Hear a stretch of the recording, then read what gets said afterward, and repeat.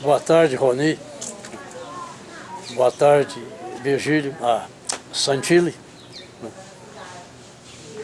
A convite seu, eu vim a Araraquara, né, e por interesse meu também, para a gente conversar um pouco sobre Frederico de Marco.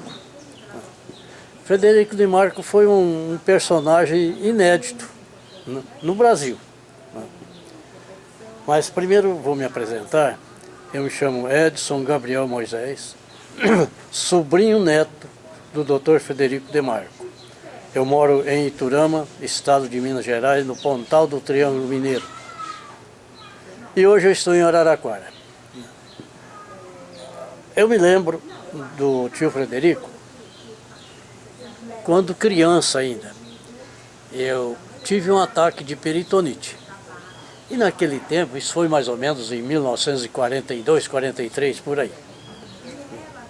E lá morava em Frutal e não tinha, em Campina Verde, morava em Campina Verde, e não tinha, os médicos de lá não tinham recursos necessários para atender o caso que me aconteceu.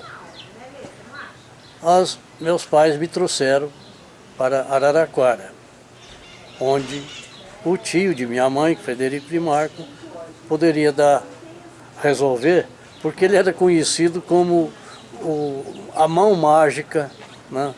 A mão milagrosa, o médico excelente, enfim.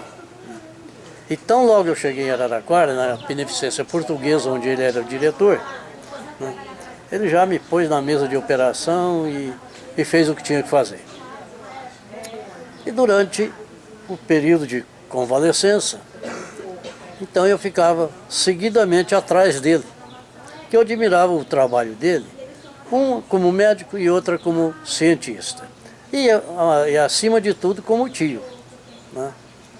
Inclusive ele me levou diversas vezes a assistir operações que ele fazia. E aí e nesse período de tempo eu fui tomando conhecimento de algumas coisas que ele fez, alguns fatos. Lá na Beneficência, por exemplo, eu tive contato com uma senhora moradora de São Carlos, que ela sofria o mal de Parkinson. Então ela toda trêmula, né? Ela se submeteu a uma cirurgia feita pelo Dr. Frederico. E mexeu lá nos nervos dela, sei lá onde foi. Eu era criança, não entendia direito. Mas eu sei que a cirurgia deu resultado positivo e a moça saiu completamente boa, sem tremura, sem tremular nada. E voltou ao seu trabalho. Um outro caso também foi de um senhor árabe, morador daqui de Araraquara. Esse moço árabe, um senhor de meia idade, ele tinha um problema no tendão muscular aqui, do tendão daqui do pescoço, e não conseguia mover a cabeça, e sentia muita dor. Então ele ficava todo torto.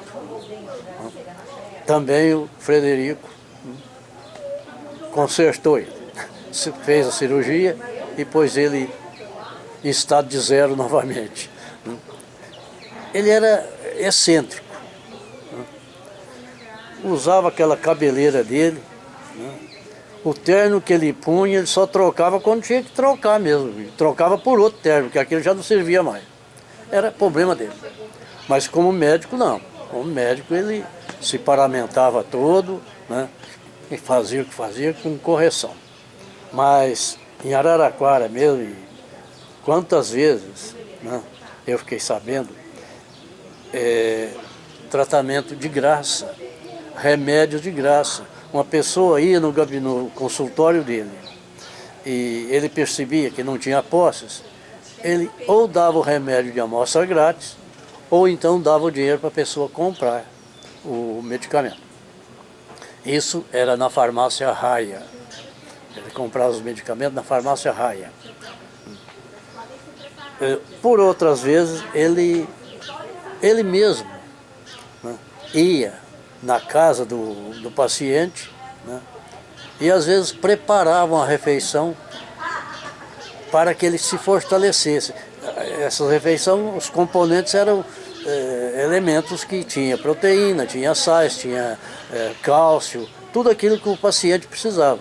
E às vezes ele não preparava ou indicava a mãe do paciente, ou a mulher, ou tia, o que fosse, para fazer o medicamento.